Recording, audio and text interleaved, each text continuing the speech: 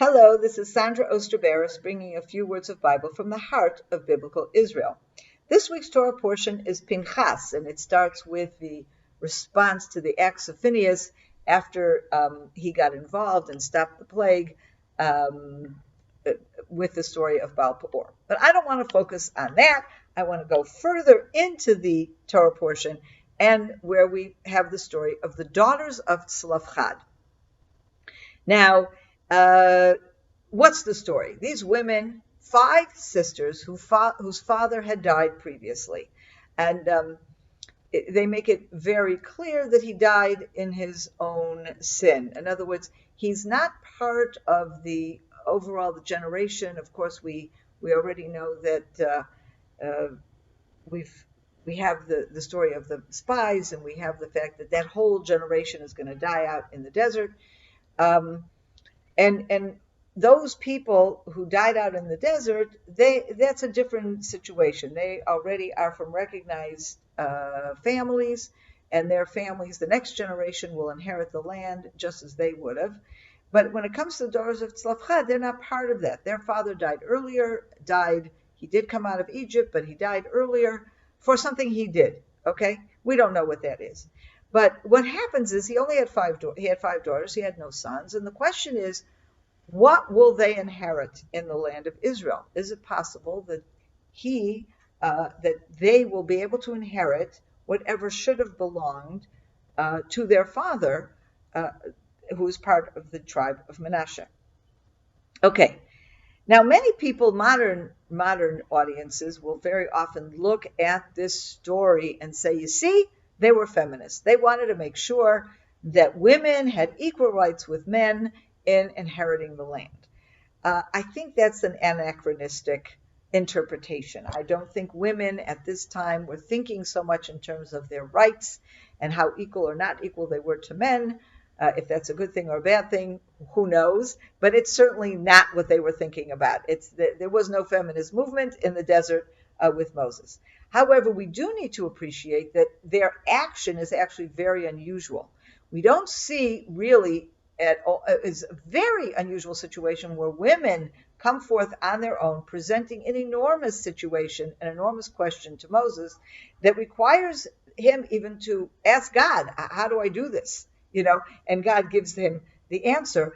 And for that to be something that's initiated by women is really very unusual. But let's see, what is their real motivation? Are they putting themselves forward as women, or are they looking for something else? And I think it's very clear. They come to Moses with a very simple request. They said, give us territory within the brothers of our father. Okay? Basically, these are women from the tribe of Manasseh.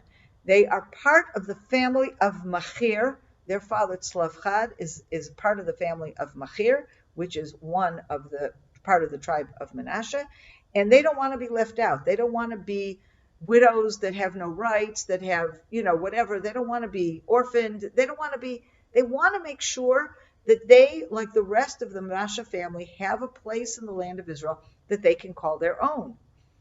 And we need to understand that women, in general, in the biblical times, they have a place to live by virtue of their fathers, their brothers, or their husbands. And these are women who are not yet married and have no brothers, and their father is dead. So they're in an unusual situation, okay? And they are then given land. And that's the answer. Of course, Moses said, yes, you will inherit territory in your own names as part of the territory of the family of Machir. Okay? Now, if you look at the names of these women, Machala, Noah, Chogla, Milcah, and Tirzah.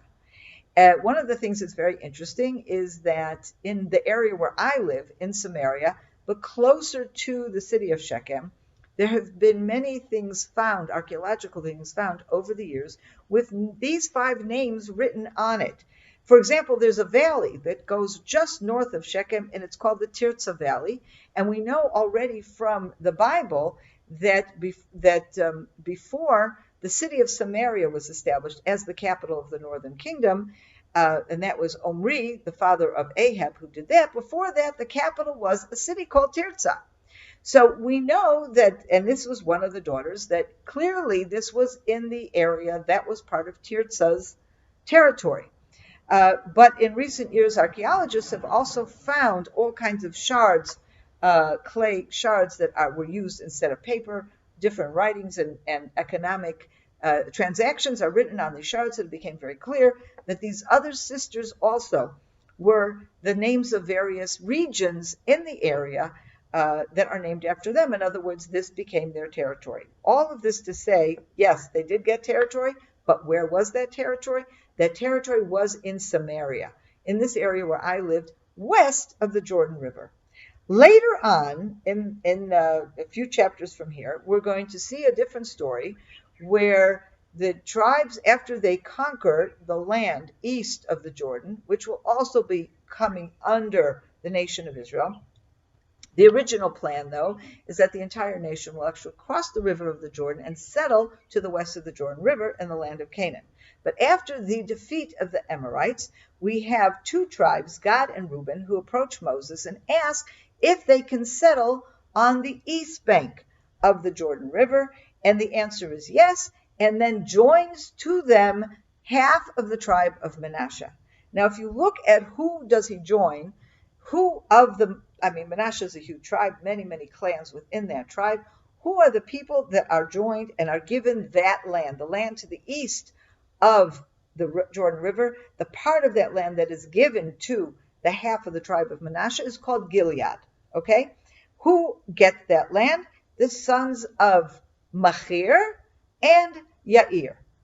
Machir is the family that these daughters of Tzlafchad belong to. Tzlafchad himself is a descendant of Machir.